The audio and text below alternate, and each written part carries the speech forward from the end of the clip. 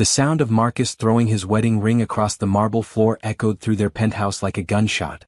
Aisha watched it spin and clatter to a stop near the floor-to-ceiling windows that showed the city lights below.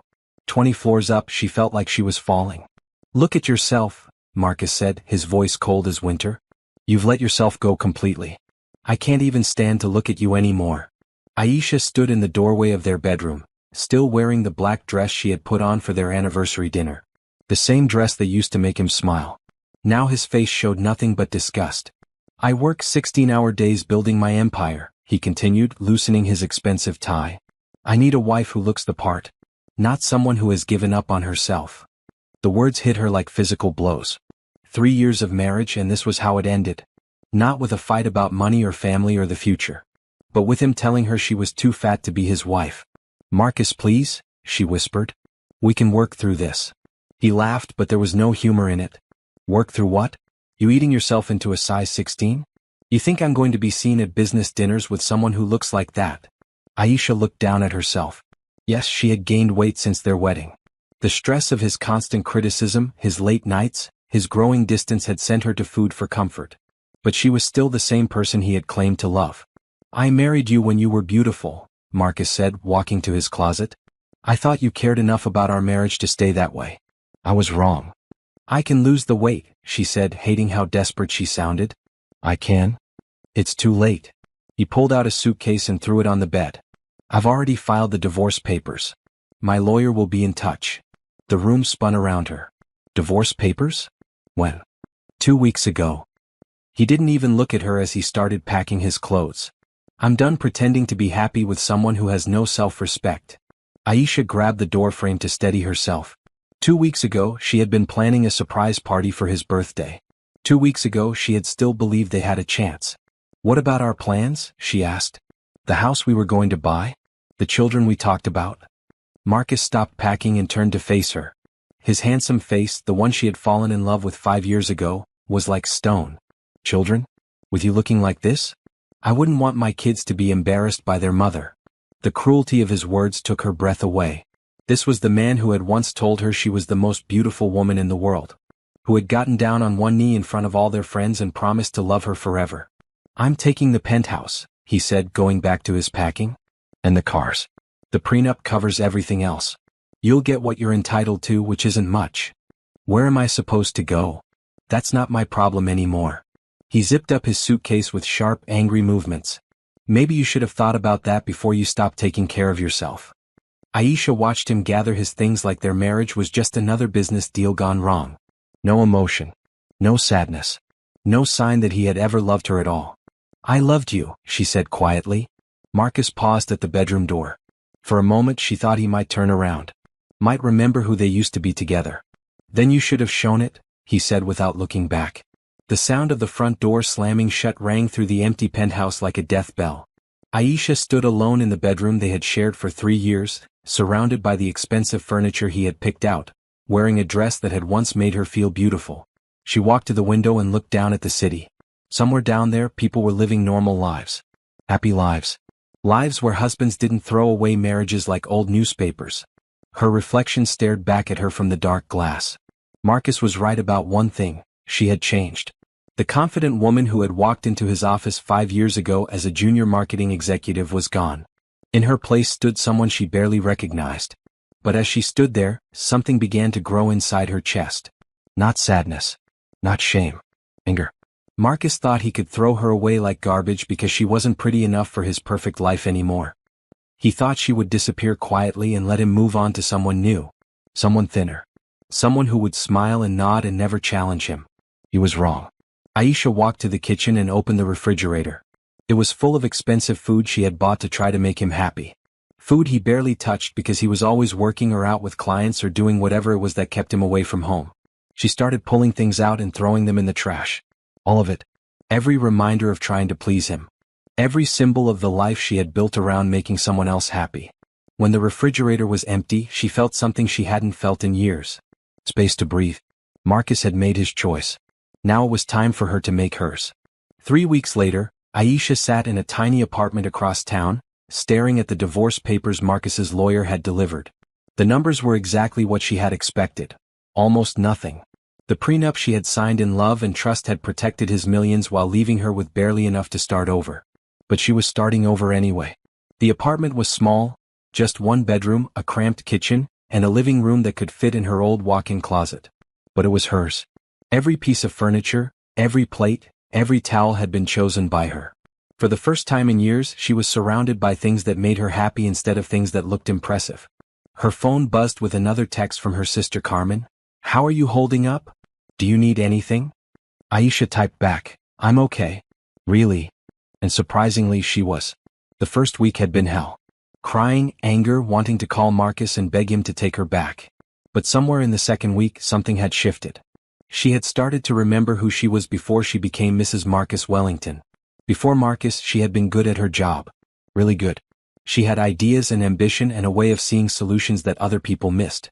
Marcus had swept her off her feet so quickly that she had quit her job to focus on being his wife. At the time it had seemed romantic. Now it seemed like the biggest mistake of her life. But mistakes could be fixed.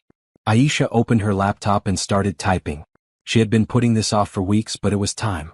"Dear Sarah," she wrote to her old boss. "I know it's been 3 years since I left Wellington Marketing to get married. I'm writing to ask if there might be any opportunities to return to the field, even in a junior position. I'm ready to work hard and prove myself again." She read it over 3 times before hitting send. Her heart was pounding like she had just jumped out of an airplane. Her phone rang immediately. Sarah's name flashed on the screen. "Aisha." Sarah's voice was warm with surprise. "I got your email. Are you okay?" "I'm getting divorced," Aisha said simply. "I need a job." "Oh honey, I'm so sorry. But actually this might be perfect timing. We just lost 2 people to a competitor, and I've been scrambling to find someone with your skills. Can you come in tomorrow?" Aisha almost cried with relief. "Yes. Absolutely yes." "Good. And Aisha? I always thought you left too soon. You had real talent." After hanging up, Aisha looked around her small apartment. Maybe this wasn't the end of her story. Maybe it was the beginning. That evening she did something she hadn't done in years. She cooked for herself. Not trying to impress anyone or follow some diet Marcus had suggested. Just simple food that tasted good. As she ate, she thought about the woman she used to be. Confident. Creative. Someone who believed she could accomplish anything. That woman was still inside her somewhere, buried under years of trying to be perfect for someone else. It was time to dig her out. The next morning, Aisha stood in front of her small closet trying to figure out what to wear to her interview. Most of her professional clothes were from before her marriage, when she was 2 sizes smaller. But she found a black blazer that still fit well and paired it with a simple dress. Looking in the mirror, she saw someone she almost recognized. Not the woman who had cowered under Marcus's criticism, but not quite the confident person she used to be either. Someone in between. Someone becoming. The office building where Wellington Marketing was located used to intimidate her. Now it just looked like a building where people worked. Sarah met her in the lobby with a huge smile. "You look good," Sarah said, and Aisha could tell she meant it. "Come on up. I want to show you what we're working on." The next 2 hours flew by. Sarah explained the projects, the challenges, the opportunities. Aisha found herself asking questions, making suggestions, feeling her brain wake up in ways it hadn't in years. "I'd like to offer you the position," Sarah said as they sat in her office. "Senior marketing strategist. It's more than you had before, but I think you can handle it. Even though I've been out of the field for 3 years? Especially because you've been out for 3 years. You're going to see things with fresh eyes. Plus, I remember how good you were at understanding what clients really needed, not just what they said they wanted." Aisha took the job offer letter with hands that shook slightly. The salary was good, not enough to afford the penthouse lifestyle she had been living, but enough to build something real. "There's one more thing," Sarah said. "We have a client presentation next week. Big potential account. Are you ready to jump in with both feet?" Aisha thought about Marcus's words, "You've let yourself go completely." She thought about how small he had made her feel. How worthless. "Yes," she said. "I'm ready." Walking back to her car, Aisha felt something she hadn't experienced in years. Excitement about the future. Not someone else's future, but her own. That night she called Carmen to share the good news. "I'm so proud of you," Carmen said. "You sound different. Stronger." "I feel different," Aisha admitted. "Like I'm remembering who I used to be." "Maybe you're discovering who you're going to be." After hanging up, Aisha sat on her small couch in her small apartment and smiled. Marcus had thought throwing her away would destroy her. Instead, it had set her free. She had work to do. A presentation to prepare. A life to rebuild. And for the first time in years, she couldn't wait to get started. 6 months into her new job, Aisha was a different person. Not just because she had lost 30 pounds, though she had, through stress and working long hours and finally caring about her health again, but because she had found her voice. The Wellington marketing team had landed 3 major accounts since she arrived, and Sarah wasn't shy about giving her credit. "You have a gift," Sarah told her during her 6-month review. "You see the story behind the brand in a way that connects with people. The Henderson campaign you developed increased their sales by 40%. Aisha felt pride swell in her chest. Real pride, based on her own accomplishments. Not the hollow satisfaction of being someone's pretty accessory. "I want to give you your own team," Sarah continued. "Junior strategists, a designer, a copywriter. What do you think?" "I think yes," Aisha said without hesitation. That afternoon she moved into her own office. It was small but had a window that looked out over the city. The same city she had looked down on from Marcus's penthouse, but from a completely different angle. Her phone buzzed with a text from an unknown number. "Heard you're working again. Hope you're doing well. Marcus." Aisha stared at the message for a long moment. 6 months ago, any contact from him would have sent her into a tailspin of hope and pain. Now she felt nothing but mild annoyance. She deleted the message without responding. "Who was that?" asked Jessica, the junior strategist who had become her closest friend at work. "Nobody important," Aisha said and meant it. That evening, Aisha did something she had been putting off for months. She called her mother. "Baby, you sound so good," her mother said after they had talked for a few minutes. "You sound like yourself again." "I feel like myself again," Aisha admitted. "Maybe better than myself." "That man did a number on you," her mother said quietly. "I never liked how he made you feel like you weren't good enough." Aisha had never told her mother about the worst of Marcus's criticism, but mothers had a way of seeing what their children tried to hide. "I let him," Aisha said. "I stopped believing in myself because he stopped believing in me." "Well, you're believing in yourself now. I can hear it in your voice." After hanging up, Aisha looked around her apartment. It was still small, but it felt bigger somehow. She had added plants and art and books. Things that made her happy. Things that reflected who she was becoming. The next week brought a new challenge that would test everything she had rebuilt about herself. "We have a potential client meeting," Sarah announced during the Monday morning staff meeting. "Wellington Industries wants to rebrand their entire corporate image." Aisha's coffee cup stopped halfway to her lips. "Wellington Industries. Marcus's company. It's a huge opportunity," Sarah continued. "Multi-million-dollar account. Aisha, I want you to lead the pitch." Everyone in the room looked at her. Aisha felt her chest tighten, but she kept her voice steady. "Of course," she said. "When's the meeting?" "Friday. Their CEO will be there personally." After the meeting, Jessica pulled her aside. "You okay? You looked a little pale when Sarah mentioned Wellington Industries." Aisha considered lying, then decided against it. "My ex-husband owns that company." Jessica's eyes widened. "The one who?" "Yes. Do you want to pass on this one?" Sarah would understand. Aisha thought about it for exactly 3 seconds. "No. I want this account." The rest of the week passed in a blur of preparation. Aisha threw herself into research, strategy development, and presentation design with an intensity that surprised even her. She studied Wellington Industries like she was preparing for war. Financial reports, market position, competitor analysis, brand perception studies. By Thursday night, she knew Marcus's business better than she had ever known Marcus himself. Friday morning, she stood in front of her closet choosing her armor.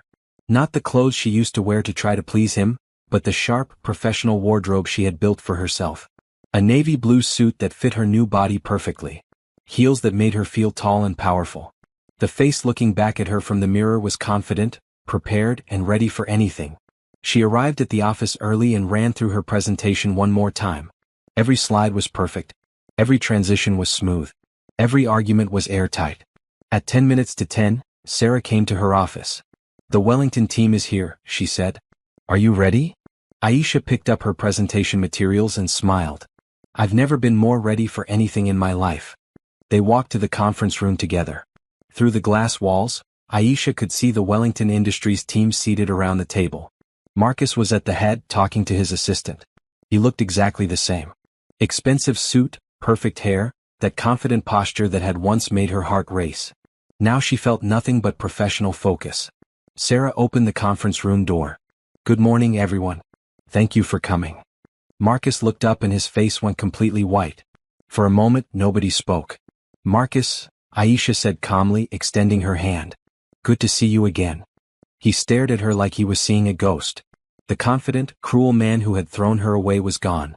In his place sat someone who looked confused and off balance. "Aisha," he said finally, standing to shake her hand.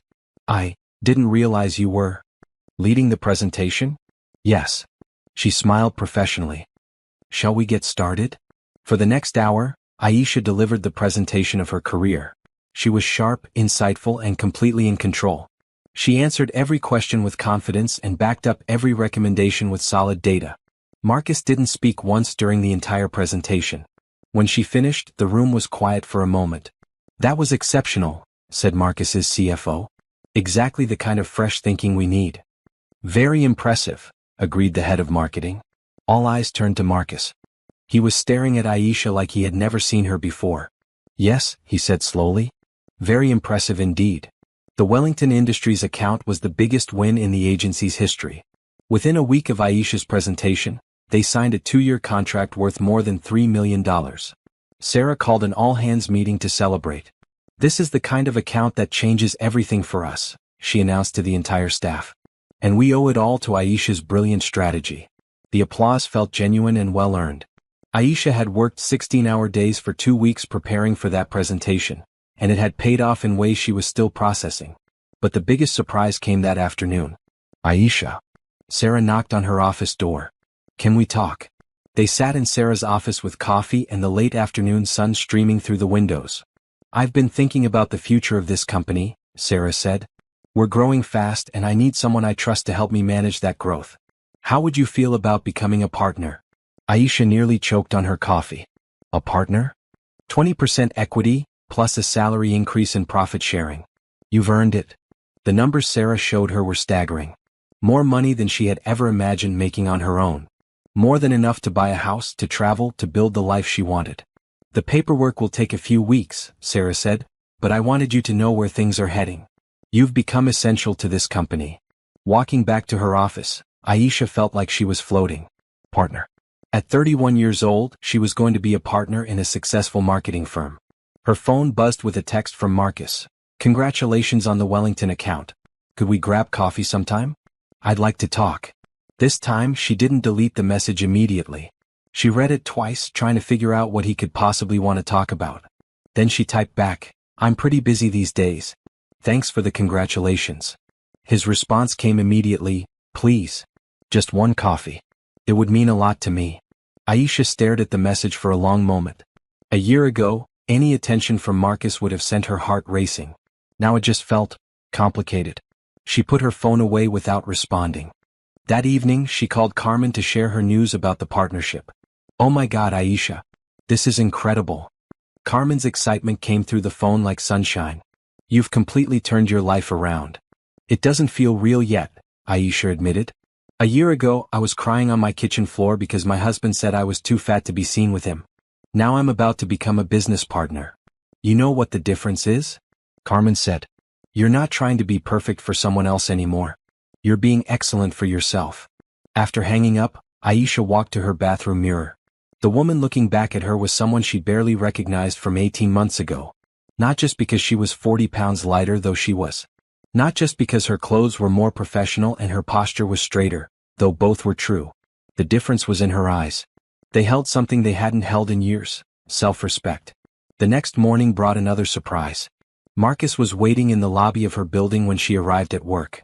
"Aisha," he said, standing up from one of the leather chairs. "Could we talk? Just for a minute?" He looked different somehow. Less sure of himself. The expensive suit was still perfect, but something in his bearing had changed. "I'm on my way to work, Marcus. What do you need?" "I wanted to apologize," he said quickly. "For how things ended between us. For the things I said. I was wrong." Aisha felt a flutter of old emotion, quickly suppressed. "Okay. Apology noted. That's it. What did you expect?" Marcus ran his hand through his hair, a gesture she remembered from when he was nervous. "I don't know. I thought maybe we could talk about us. There is no us, Aisha said simply. There hasn't been for over a year. But seeing you again, seeing how well you're doing, maybe we made a mistake. The word we hung in the air between them like a challenge. Aisha felt something cold and sharp settle in her chest. We didn't make a mistake, Marcus. You made a choice. You threw away our marriage because you decided I wasn't pretty enough to be your wife anymore. I was under a lot of pressure, he said. The business was struggling and I took it out on you. It wasn't fair. No, Aisha agreed. It wasn't. So maybe we could try again. Start over. Aisha looked at him for a long moment. This was the man she had loved with everything she had. The man she had reorganized her entire life around. The man who had made her feel like she wasn't worth loving. I have to get to work, she said finally. Aisha, please. I made a mistake. I know that now. She turned back to face him. Do you know what the mistake was, Marcus? Letting you go. Aisha shook her head. The mistake was thinking that you had the power to let me go or keep me. I'm not something you own or discard when it's convenient. I'm a person. And I don't need your permission to be valuable. She walked into the building, leaving him standing in the lobby. In the elevator, her hands were shaking slightly. Not from sadness or anger, but from the realization of how far she had come. A year ago, Marcus begging for her back would have sent her running to him with gratitude and relief. Now all she felt was pity for the man who thought he could break her and then put her back together when it suited him. Her phone buzzed with another text. I'm not giving up. I love you. Aisha turned off her phone and went to work. 3 months after becoming a partner, Aisha's life had transformed in ways she was still discovering. The agency had moved to a bigger office space, and her corner office had a view of the entire downtown area. Some mornings, she stood at her window with her coffee and marveled at how different the city looked when you were building something instead of just surviving. The Wellington Industries account had been so successful that other major companies were seeking out their services. Aisha found herself flying to client meetings in cities she had only dreamed of visiting when she was married to Marcus. You're becoming quite the celebrity in our industry, Sarah said during their weekly partner meeting. Marketing Today wants to do a feature article on you. Something about breakthrough strategies for corporate rebranding. Me? Aisha was still getting used to being recognized for her own achievements. The Henderson campaign is being studied in business schools now. And the Wellington rebrand increased their market visibility by 60% in just 3 months. That afternoon, Aisha was reviewing the quarterly reports when her assistant knocked on her door. There's a Marcus Wellington here to see you, Jessica said quietly. He doesn't have an appointment, but he says it's important. Aisha sighed. Marcus had been texting and calling for weeks, always with some excuse to see her. Business questions that could have been handled over email. Updates that didn't require updates. She had been polite but firm in maintaining boundaries. Send him in, she decided. But give me 10 minutes, then interrupt with an urgent call. Marcus walked into her office wearing his most charming smile, but Aisha could see the calculation behind it. This was the same smile he had used when he wanted something from her during their marriage. Your office is impressive, he said, looking around at the modern furniture and city view. You've done well for yourself. Thank you. What can I do for you, Marcus? He sat down across from her desk, uninvited. I wanted to discuss expanding our marketing contract. Maybe adding some digital campaigns, social media strategy. That would be a conversation for your marketing director to have with our client services team, Aisha said professionally. I can have someone set up a meeting. I'd prefer to work with you directly. That's not how we structure client relationships here. Marcus leaned forward slightly. Come on, Aisha. We have history. Doesn't that count for something? There it was. The assumption that their personal past gave him special access to her professional present. Aisha felt her jaw tighten. Our history is exactly why I maintain professional boundaries, she said. It protects both of us. I miss you, he said suddenly, dropping the business pretense. I miss us. Before Aisha could respond, Jessica knocked on the door. Aisha? Sorry to interrupt, but you have that urgent call from the Peterson Group. Of course. Marcus, I'm sorry, but I need to take this. Jessica can walk you out and set up that meeting with our client services team. Marcus stood slowly, realizing he had been dismissed. This conversation isn't over. Yes, it is, Aisha said firmly. After he left, Jessica poked her head back in. There's no call from Peterson Group. You okay? Perfect timing as always. Thank you. That evening, Aisha decided to do something she hadn't done in months. She went shopping. Not for work clothes or practical items, but for something purely for herself. The boutique downtown specialized in designer dresses, the kind of clothes she used to dream about when she was living paycheck to paycheck. Now she could afford whatever she wanted. The saleswoman, a stylish woman about her age, was immediately helpful. "Are you looking for anything special?" "Something for a charity gala," Aisha said. "Something that makes a statement." They went through dress after dress until they found it. A stunning emerald green gown that fit her like it was made for her.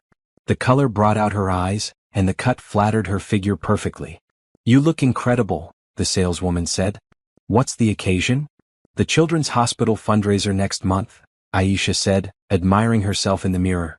"My company is one of the sponsors." It wasn't until she was driving home that she remembered Marcus would be at that gala. Wellington Industries was always a major sponsor of the Children's Hospital fundraiser. They had attended together for 3 years running when they were married. This year she would be there as herself. Not as someone's wife, but as a successful businesswoman who had earned her place at that table. The thought made her smile. 2 weeks later, Aisha received an invitation that surprised her. The mayor's office wanted to recognize her as one of the city's rising business leaders under 35. There would be a ceremony, a reception, and coverage in the business journal. "This is huge," Sarah said when Aisha showed her the invitation. "This kind of recognition opens doors you can't even imagine yet." The ceremony was scheduled for the same weekend as the charity gala. It was shaping up to be quite a week. That afternoon, Carmen called with news of her own. "I'm getting married," she announced. "And I want you to be my maid of honor." "Carmen, that's wonderful." "What? Oh, tell me everything." As Carmen gushed about her fiancé and their plans, Aisha felt a warmth spread through her chest. Pure happiness for her sister, with no shadow of envy or regret about her own failed marriage. "You know what's funny?" Carmen said after describing the proposal. "A year ago I was worried about asking you to be in my wedding. I thought it might be too hard after your divorce." "A year ago you would have been right," Aisha admitted. "Now I can't wait to celebrate with you." "You really are different," Carmen said softly. "You sound so sure of yourself." "I'm sure of myself. For the first time in years I know exactly who I am and what I want." "And what do you want?" Aisha looked around her office at the awards on her wall and the city sprawling outside her window. "Everything," she said. "I want everything I'm capable of achieving." After hanging up, she turned back to her computer and the proposal she was writing for a potential client in Los Angeles. Big dreams required big work, and she had never been afraid of working hard. Her phone buzzed with another text from Marcus. "Saw the news about your business award. Congratulations. You deserve it." This time she responded, "Thank you." His reply came immediately, "Would you like to celebrate? Dinner at Romano's?" Romano's had been their place when they were dating. Expensive, romantic, the kind of restaurant where he had once made her feel special. Aisha typed back, "I'm celebrating with my team. But thank you for the offer." She could almost picture his face when he read that message. Marcus had always assumed he was the most important person in her life. Learning that he wasn't even close anymore would be a shock. But it was his shock to deal with, not hers. Aisha had more important things to focus on. The mayor's ceremony exceeded all of Aisha's expectations. The ballroom was filled with the city's most successful young entrepreneurs, and she found herself genuinely enjoying the conversations about business strategy, market opportunities, and future growth. "Aisha Johnson," the mayor said when it was her turn to accept the award, "has transformed not only her own career but the entire landscape of strategic marketing in our city. Her innovative approaches have helped local businesses increase their revenue by an average of 45%. The applause was warm and genuine. Looking out at the audience, Aisha saw Sarah beaming with pride, Jessica cheering enthusiastically, and several potential clients who had attended specifically to meet her. What she didn't expect to see was Marcus, standing at the back of the room in his perfectly tailored tuxedo. Their eyes met for a moment across the crowded ballroom. He raised his champagne glass slightly in acknowledgement, but made no move to approach her. "Impressive speech," said a voice beside her during the reception. Aisha turned to find David Chin, the CEO of a tech startup she had been hoping to meet. "Thank you. I've been following your company's growth. Very exciting work you're doing in sustainable technology." They talked for 20 minutes about business, innovation, and the challenges of scaling a startup. David was intelligent, funny, and treated her like an equal partner in the conversation. It had been so long since she had talked to a man who seemed genuinely interested in her thoughts that she had almost forgotten how good it felt. "Would you like to continue this conversation over dinner sometime?" David asked as the reception was winding down. Aisha felt a flutter of something she hadn't experienced in a long time. Not the desperate need for validation that had characterized her marriage, but genuine interest in getting to know someone better. "I'd like that," she said. They exchanged business cards, and David promised to call her the following week. As Aisha was getting her coat, Marcus appeared beside her. "Congratulations," he said quietly. "You've accomplished incredible things." "Thank you. Could we talk? Just for a minute?" Aisha looked around the emptying ballroom. Most of her colleagues had already left, and she was tired from the long evening. "What do you want to talk about, Marcus?" "What we had. What we could have again." Aisha turned to face him fully. Even after everything, he was still handsome. Still charming when he wanted to be. Still the man she had once loved with everything she had. "We don't have anything," she said simply. "We had something once and you threw it away." "I made mistakes," he said. "I know that. But look what you've become. Maybe my leaving was the best thing that could have happened to you." The audacity of the statement took her breath away. "Are you seriously trying to take credit for my success?" "I'm saying that maybe everything happens for a reason. Maybe we needed to grow apart so we could come back together as better people." Aisha stared at him for a long moment. This was peak Marcus, rewriting history to make himself the hero of every story. "You didn't leave me so I could grow, Marcus. You left me because you thought I was too fat and embarrassing to be your wife. Don't try to turn your cruelty into some kind of favor." "I was wrong about that," he said quickly. "You're beautiful. You've always been beautiful. Now I am. When I'm successful and getting recognition and making good money. Funny how that works." Marcus stepped closer and she could smell his expensive cologne. "I want you back, Aisha. I want us back." "Why?" The question seemed to surprise him. "Because I love you." "Do you? Or do you love the idea of having a successful wife who reflects well on you? Do you love me or do you love the way I make you look?" Marcus's silence was answer enough. "I thought so," Aisha said. "You didn't love me when I was struggling. You didn't love me when I needed support. You only want me now that I don't need you at all. That's not fair." "Fair?" Aisha felt anger flare in her chest. "You want to talk about fair? You discarded me like garbage when I wasn't perfect enough for your image. Now you want me back because I'm successful? That's not love, Marcus. That's ownership." She picked up her purse and started walking toward the exit. Marcus followed. "Please don't walk away," he said. "I know I hurt you, but I've changed." Aisha stopped and turned around one last time. "No, you haven't. You're still the same man who thinks people exist to make you look good.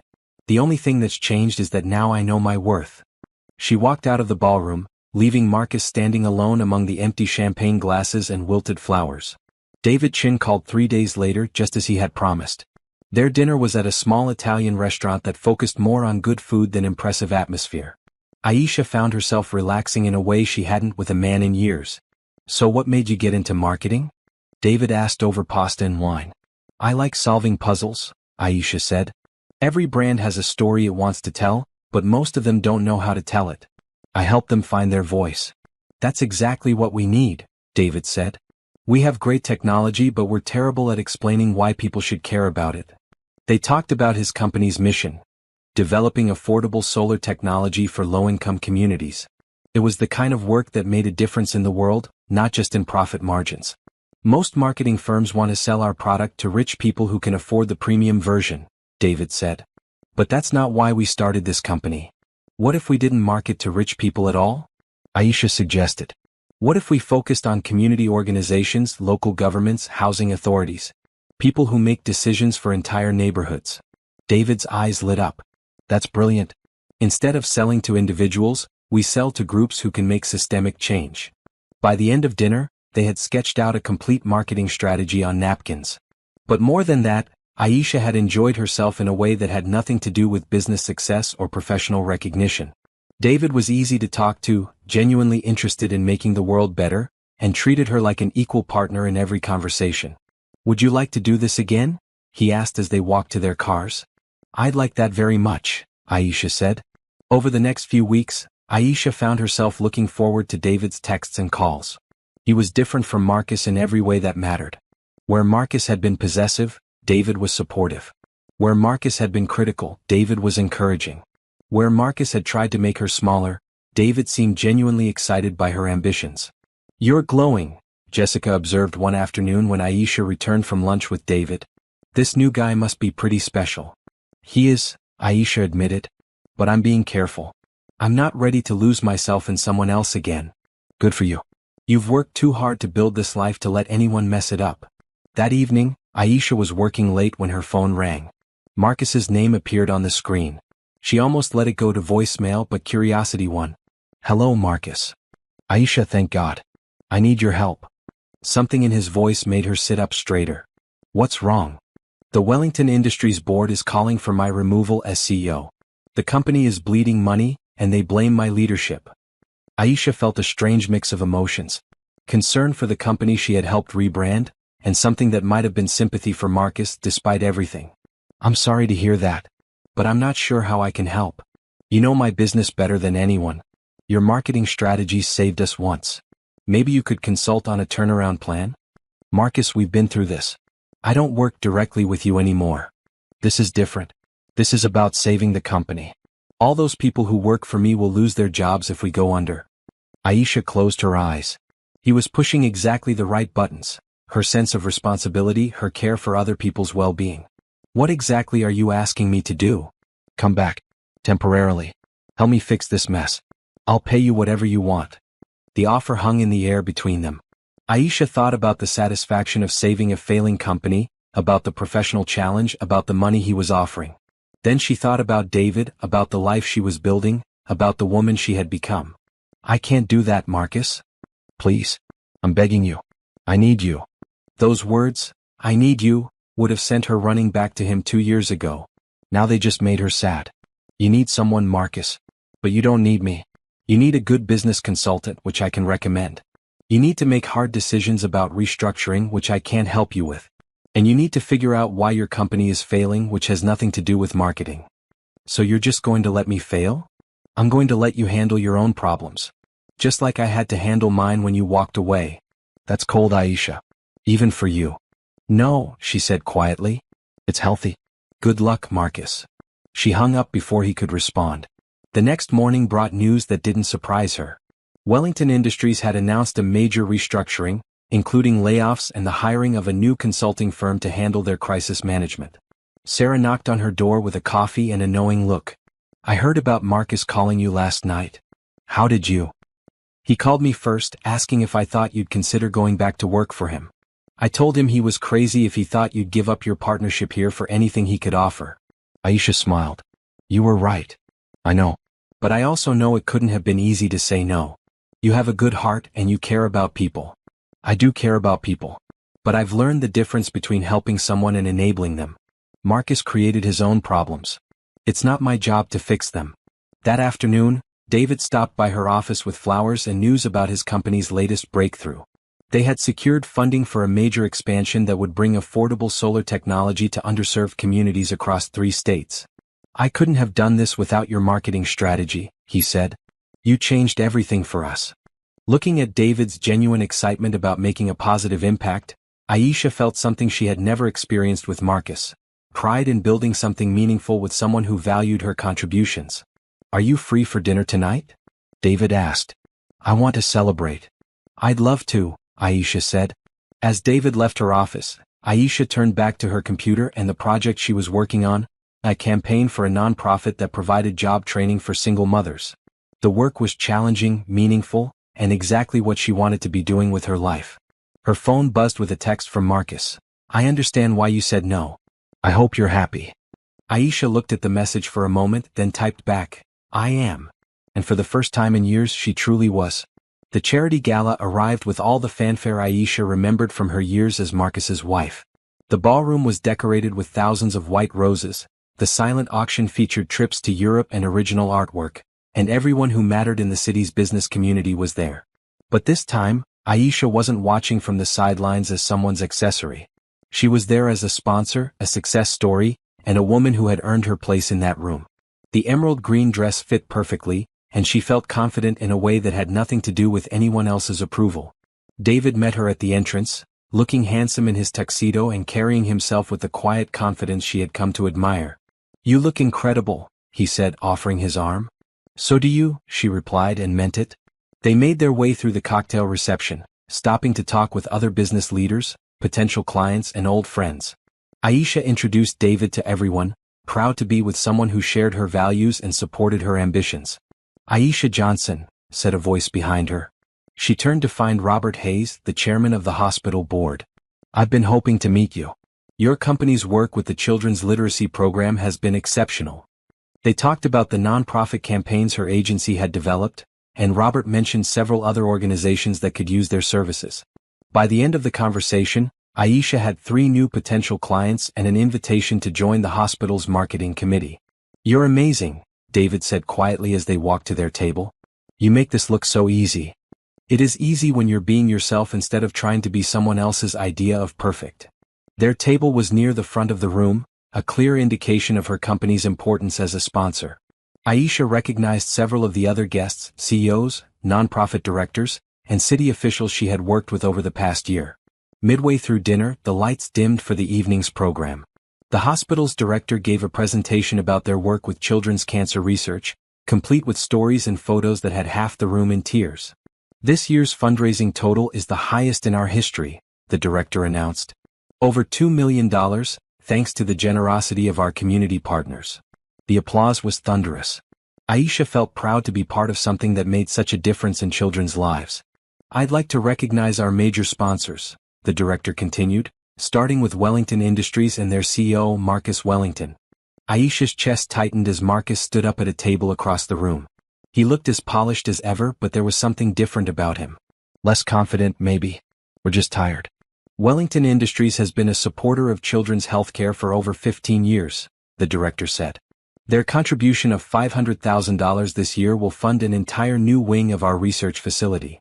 Marcus nodded acknowledgement to the applause, but Aisha noticed he didn't smile. He looked like a man going through the motions. "And I'd like to give special recognition to someone who has become one of our most creative and effective advocates," the director continued. "Aisha Johnson of Wellington Marketing has donated her time and expertise to help us increase our community outreach by 300%. Her pro bono campaigns have helped us reach families who might never have known about our services." Aisha stood to acknowledge the applause, genuinely moved by the recognition. This was work she had chosen to do because it mattered, not because it impressed anyone. As she sat back down, she caught Marcus watching her from across the room. His expression was unreadable, but something in his eyes looked almost like regret. The rest of the evening passed in a blur of conversation, dancing, and genuine enjoyment. David was a wonderful date, attentive without being possessive, proud of her accomplishments without trying to claim any credit. "Want to get some air?" he suggested as the band played their final set.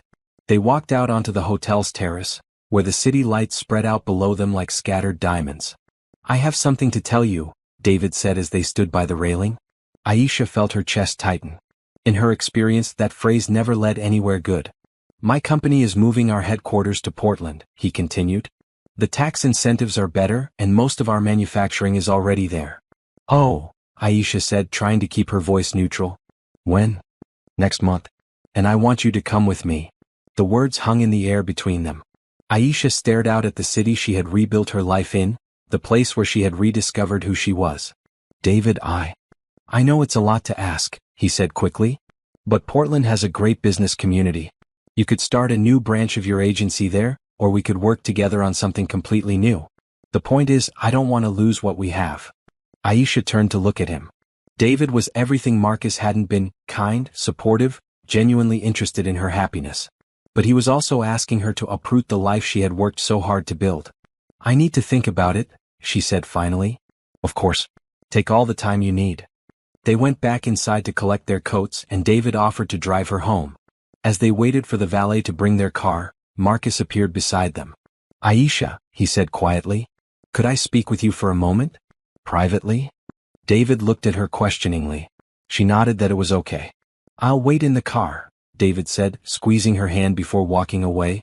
Marcus led her to a quiet corner of the lobby, away from the other guests who were leaving. "You looked beautiful tonight," he said. "Happy. I am happy. I can see that. And I can see why. He's a good man." Aisha was surprised by the genuine warmth in Marcus's voice. He is. I wanted to apologize, Marcus said.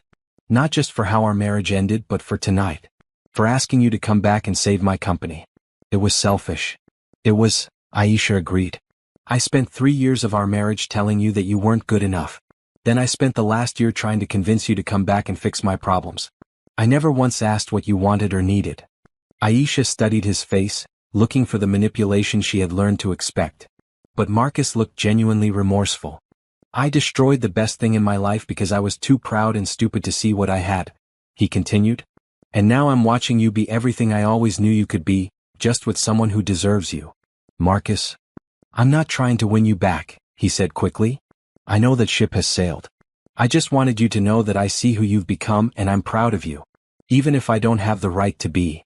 For a moment, Aisha saw a glimpse of the man she had fallen in love with 5 years ago. Not the cruel, critical husband he had become, but the charming, ambitious man who had once made her believe in forever. Thank you, she said simply. Are you moving to Portland with him? The question surprised her. How did you? I know David's company is relocating. I also know he's in love with you. Aisha looked across the lobby to where David was waiting patiently by the car, scrolling through his phone. I don't know yet, she admitted. For what it's worth, Marcus said, I think you should follow your heart. You've earned the right to be happy. As he walked away, Aisha felt something shift inside her chest. Not forgiveness exactly, but a kind of closure. Marcus had finally seen her as a person instead of a possession. It had taken him losing everything to get there, but he had gotten there. Now she had a decision to make about her own future. Aisha spent the next week thinking about David's offer. Portland was a beautiful city with a thriving business community, and working with David would bring new challenges and opportunities. But leaving would mean starting over again just when she had built something meaningful. What does your gut tell you? Sarah asked during their weekly partner meeting. That I love what we've built here, Aisha said honestly. But I also care about David, and long-distance relationships are hard. They are. But so is rebuilding your entire life in a new city for someone else. Again. The parallel to her marriage wasn't lost on Aisha. She had reorganized her entire existence around Marcus's needs and wants, only to discover that she had lost herself in the process. This is different, she said. David isn't asking me to give up my career. He's asking me to build something new with him. Is he? Or is he asking you to follow him because it's more convenient for his life? Sarah's question stayed with Aisha for the rest of the day. That evening, she decided to visit the one person whose opinion she trusted above all others. Her mother lived in a small house across town, surrounded by the garden she had been working on for 20 years. She hugged Aisha tight and immediately put the kettle on for tea. You look troubled, baby, her mother said as they sat at the kitchen table. What's going on? Aisha explained about David's offer, about her conflicted feelings, about not knowing what the right choice was. Do you love him? Her mother asked simply. I think I could. But I'm scared that I'm not thinking clearly. That I'm making decisions based on fear of being alone. And what are you afraid of? Aisha considered the question carefully. I'm afraid that if I say no, I'll lose him. But I'm also afraid that if I say yes, I'll lose myself again. Her mother nodded slowly. You know, when you were married to Marcus, you used to visit me every few weeks. You'd sit in that same chair and tell me about all the wonderful things he was doing, all the places he was taking you, all the people you were meeting. I remember. But you never talked about what you were doing, what you were thinking, what you wanted. It was like you had disappeared inside his life. The observation hit Aisha like a physical blow. Her mother was right. For 3 years, she had defined herself entirely through Marcus's achievements and opinions. This David sounds like a good man, her mother continued. But a good man wouldn't ask you to give up everything you've built unless he had no other choice. He says Portland has better opportunities. For him. What about for you? That night, Aisha walked through her apartment and thought about everything she would be leaving behind. Not just the physical space but the life she had created. Her partnership with Sarah. The clients who trusted her. The reputation she had built. The city where she had learned to value herself. The next morning she called David. I've been thinking about your offer, she said without preamble. And? What if you stayed here instead? There was a long pause on the other end of the line. Aisha, I told you the tax incentives in Portland are. I know about the business reasons. But there are good business reasons to stay here too. Our marketing partnership has been incredibly successful. This city has been good to both of us. It's more complicated than that. My whole team is moving. The infrastructure is already in place. So this isn't really a choice. You've already decided to move, and you want me to follow you. Another pause. That's not how I meant it. But that's what it is, isn't it? You're not asking me what I think is best for both of us. You're asking me to support what you've already decided is best for you. Aisha, that's not fair. Isn't it? The silence stretched between them. Finally, David spoke. I need to move to Portland. My company depends on it. I thought you cared enough about us to come with me. And I thought you cared enough about me to consider other options. So that's it? You're choosing your career over our relationship? Aisha felt a familiar anger rise in her chest. I'm choosing myself, David.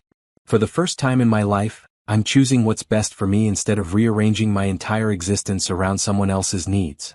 I'm not Marcus, David said quietly. No, you're not. But you're still asking me to make myself smaller so you can be bigger. After hanging up, Aisha sat in her office and looked out at the city she had claimed as her own. She felt sad about losing David but not devastated. Not empty. She had learned the difference between loving someone and losing herself in them. Her phone buzzed with a text from Carmen. How are things with David? Aisha typed back, over. But I'm okay. What happened? I chose me. Carmen's response came immediately, good for you. You've worked too hard to become who you are to let anyone take that away. That afternoon, Sarah knocked on her door with a bottle of champagne and a huge smile. What are we celebrating? Aisha asked. The Chicago branch. I just got off the phone with a potential partner there who wants to open a second location using our model. They want you to lead the expansion. Aisha stared at her partner. Chicago? Full autonomy, significant equity stake, and the chance to build something from the ground up. Again. It was everything David had offered and more, but on her own terms. In a city she chose, with work she was passionate about, building something that reflected her values and vision. When do they want an answer? Next month. But Aisha, I need you to know, if you don't want to go to Chicago, we'll find other ways to grow. I'm not going to push you into something you don't want. The difference between Sarah's offer and David's request was everything. One was an opportunity. The other had been an ultimatum. I'm interested, Aisha said. Very interested. That evening she called her mother to share the news. Chicago sounds wonderful, baby. Cold but wonderful. I'm scared, Aisha admitted. What if I'm making the wrong choice? What if I end up alone? Honey, you've been alone before. You survived it and you thrived. You're not the same woman who fell apart when Marcus left. You're stronger now. But what if I never find someone who loves me the way I am? Then you'll love yourself the way you are. And maybe that's enough. After hanging up, Aisha walked to her bathroom mirror and looked at the woman staring back at her. Not the broken, desperate person Marcus had discarded, and not the woman trying to be perfect for David. Just herself, strong and capable and ready for whatever came next. She was enough. She had always been enough. And for the first time in her life she truly believed it. 2 years later, Aisha stood in the conference room of Wellington Marketing Chicago, looking out at the team she had built from scratch. 12 talented professionals who shared her vision of ethical marketing that made a real difference in the world. The Morrison Foundation campaign exceeded all expectations, Jessica announced to the group. She had moved to Chicago to be Aisha's second in command, and had become invaluable in building their client base. Food bank donations increased by 400%, and volunteer applications tripled. The room erupted in applause. Aisha felt the familiar warm glow of meaningful work well done.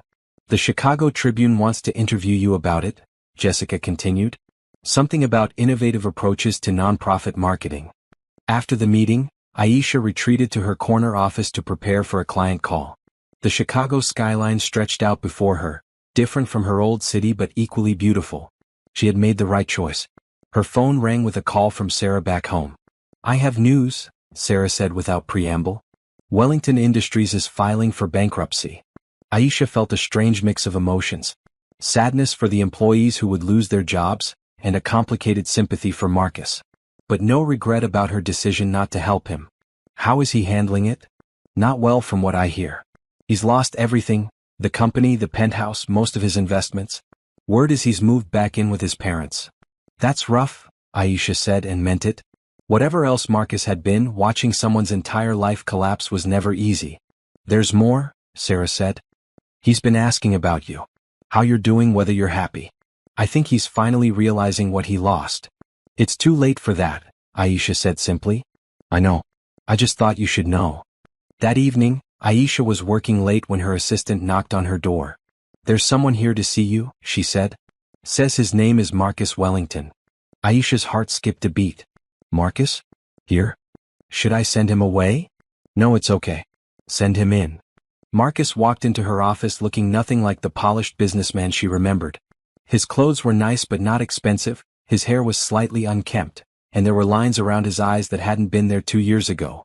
Hello, Aisha. Marcus. This is unexpected. He looked around her office, taking in the awards on the walls, the view of the city, the obvious signs of her success. You've done incredibly well for yourself, he said. Even better than I heard. Thank you. Please sit down. Marcus took the chair across from her desk, the same position he had been in so many times when he was her client. But now he looked smaller somehow, like he was the one asking for something he couldn't afford. I heard about the bankruptcy, Aisha said gently. I'm sorry. I deserved it, Marcus said simply. I made bad decisions, treated good people poorly, and thought I was too smart to fail. Turns out I was wrong about all of it. What brings you to Chicago? I'm starting over. Got a job with a small consulting firm here. Entry level, but it's honest work. He paused, looking down at his hands. I wanted to see you before I officially moved to town. To make sure you were okay with me being here. The gesture surprised her. The old Marcus would never have considered how his presence might affect her. It's a big city, she said. We can both live here without it being a problem. Good. Because I also wanted to tell you something I should have said years ago. Aisha waited. You were the best thing that ever happened to me, and I threw you away because I was too stupid and proud to see it. You tried to support me, to build a life with me, and I repaid that by making you feel worthless. His words were quiet, sincere, and completely lacking in the charm and manipulation she remembered. I spent the last 2 years losing everything I thought mattered, money, status, power. And all I could think about was how happy we were in the beginning, before I decided that wasn't enough. Marcus. I'm not asking for another chance, he said quickly. I know I don't deserve one. I just wanted you to know that I see who you really are now, and I'm ashamed of how I treated you. Aisha looked at this broken version of the man who had once made her feel so small. She felt pity for him, but also something like respect for his honesty. I forgive you, she said simply. Marcus's eyes filled with tears. Thank you. That means more than you know. But I need you to understand something, Aisha continued. I didn't become successful to prove you wrong or to show you what you lost. I did it for me. Because I remembered that I was worth more than you told me I was. I know. And I'm proud of you for that. They sat in comfortable silence for a moment, two people who had shared a life and were now living completely different ones. Are you happy? Marcus asked finally. Aisha thought about her team, her work, the life she had built in Chicago. She thought about the woman she had become, confident, successful, surrounded by people who valued her for who she was. Yes, she said. I really am. Good. You deserve to be happy. After Marcus left, Aisha stayed in her office looking out at the city lights. Tomorrow would bring new challenges, new opportunities, new possibilities. She was exactly where she belonged. Her phone buzzed with a text from Carmen. How's my favorite business mogul? Aisha smiled and typed back, living her best life. And she was.